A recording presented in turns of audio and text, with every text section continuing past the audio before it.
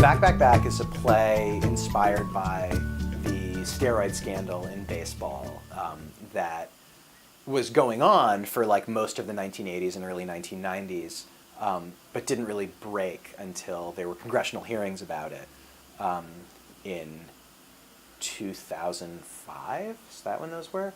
So it follows three players over the course of their career. There's 9 scenes, sort of representative of like the 9 innings of a game. And so you first meet one of them when he's playing for the Olympic team in 1984, and then we jump forward to when the 3 players we're following are all playing in the World Series together in 1988, and each scene sort of represents a moment in the arc of the steroid scandal when sort of a pivotal turning point in that story. And the 3 players each represent like a different approach to or reaction to that situation.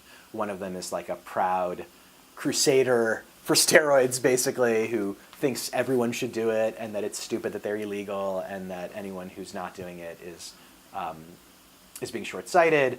Another one is using them but is deeply conflicted about it, and the third isn't using them at all. And we sort of watch how those choices play out over the course of their career, and also how it plays out in terms of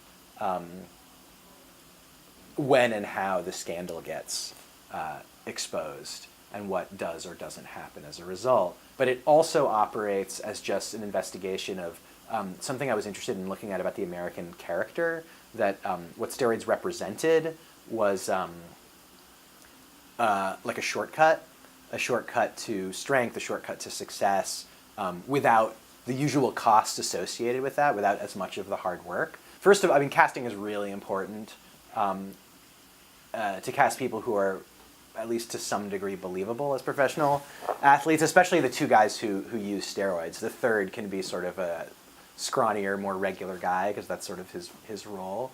But not even just in terms of bulk, but in terms of how people carry themselves when that's what they do for a living. It's a different energy.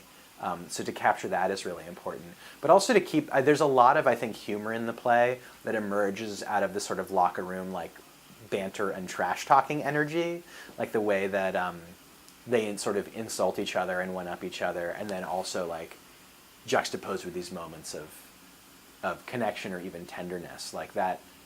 But keeping the humor in there seems really important.